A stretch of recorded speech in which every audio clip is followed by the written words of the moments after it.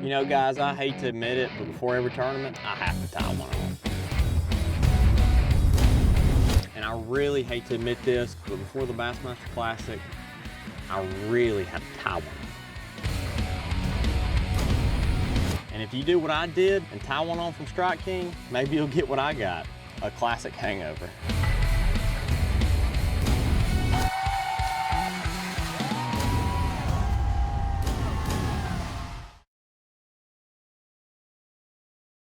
Hi, I'm Greg Hackney, and you're watching Michiana Outdoors. I'm going to talk to you a little bit today about jig trailers and how to choose a jig trailer for each application. I have a few here. I would say number one, without a doubt for me, is a rage crawl. I would say at least 75% of the time that I feel like this is the trailer that does the best job for me. Now, there are niche situations all over that are dictated by watercolor, the water temperature, where I change, my trailers. But all in all, if you don't know which trailer to use, it's hard to beat rage crawl. And, basically I just match the color of the rage crawl to the jig I'm using. Of course, a black and blue jig, one of the trailers I use on it are a black and blue rage crawl. In certain situations, we go to Florida and the water's dark, I like a blue bug. Or if we're up north where the lakes, if you're in that tannic colored water, and there's a lot of lakes in the northern part of the United States that have that. It's, I call it tannic, but it's actually maybe looks like tea or weak coffee. And black and blue is hard to beat. Because a lot of times that's how I choose my jig color, is the watercolor. If the water's got a green tint, I lean towards a jig with a green flavor. And one of the reasons I do that, or if the water's black, of course, a darker trailer, a brown jig. And you think that's funny because you would think that you want something to stand out. But I found out from past experience that a lot of times, whatever the watercolor is, a lot of times that's what the bait fish, and because a lot of times when I'm throwing a jig, I want to represent a bluegill. And a lot of times that bluegill will be colored like that watercolor. And the reason for that is he doesn't want to get ate up by the predators, whether it's a northern pike, a muskie, a largemouth bass, smallmouth, what have you. But warmer months, when I want to bait with a lot of action, the water temperature's above, say 50, that's typically when a rage crawl is a good bait for me. Fishing shallow, fishing deep. I flip a jig with a rage crawl. I'll cast a structure jig with a rage crawl. There are certain situations though when I don't feel like that my rate of fall is fast enough.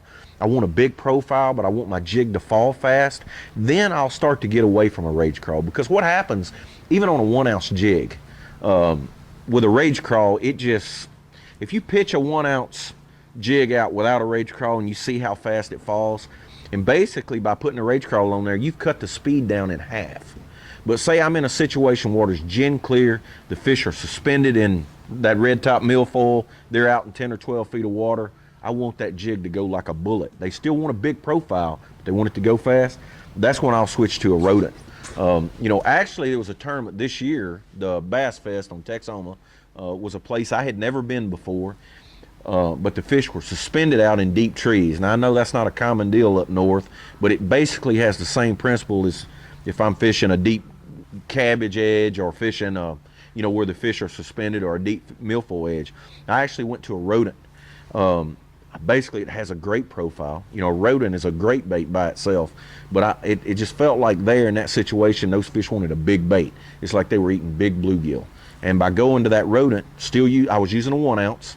I noticed in practice, I experimented, I got some bites on a rage crawl, just didn't seem like the bait was falling fast enough to get them to react. So I went to the rodent. I still had that profile, but now I got a bait that falls twice as fast, the same weight. And you can do this with a half, even a 3/8, just by going to a trailer that doesn't have a lot of swimming appendages and speed up the rate of fall. So basically what I could do, you still have that same feel. That 1 ounce jig or that 3/8 or half still feels like it does with the rage crawl, but I've sped up the rate of fall by going to the rodent. There are certain situations, water's extremely clear, I want a more compact jig, but I want it to fall fast. I'll actually use a baby rodent, because then I get that super fast rate of fall, but I've downsized my profile. They don't want a great big bait, they want a little one. And by doing that, I just go to a baby rodent. You know, there are other situations when I want the action of the rage crawl, but again, now I'm using a finesse jig or a smaller profile jig. I just go to a baby rage crawl. And you know, there are certain situations when we go, I have the opportunity to go to lakes where they have giants. You know, we travel to South Texas, Florida, and other places, and I actually go to a lobster in that situation because I want a big profile and I want a bait that puts out a lot of commotion. Another trailer that I use, which again is a bait that's probably one of the bite gettingest baits that Strike King makes, is a rage bug. But typically I do not flip this. It's not when I'm flipping a jig. It's more when I want a big profile and I'm fishing that jig on the bottom. I leave all the legs on it. I like it on a structured jig, you know, when you're out fishing deep, either rock piles or deep grass edge. But the deal is the fish are on the bottom and I'm fishing my bait back. I'm not pitching it and just letting it hit the bottom and reeling it in like when you're, you know, fishing that deep weed edge, you know, up close to it, flipping it for suspended fish. It's when they're on the bottom. I like the profile of that rage bug on a jig. You know, I found out in the past that it's funny. A jig by itself is, I'm not going to say useless, but it's not a fish catcher. It's the trailer that you add on it that really makes the difference. And I find that if I will tweak my trailer, not necessarily use the same one all the time, not that I couldn't get by with a rage crawl all the time, I'm going to get some bites. There are just certain situations that if you change your trailer, going to the road, speeding up the rate of fall, going to a rage bug, making a bigger profile, slower moving on the bottom, it'll get you a few extra bites. Just kind of keep your mind open when you're thinking about it. The best way to catch the most fish is to give them exactly what they want. And typically they will tell you that. A bite or two will key you in.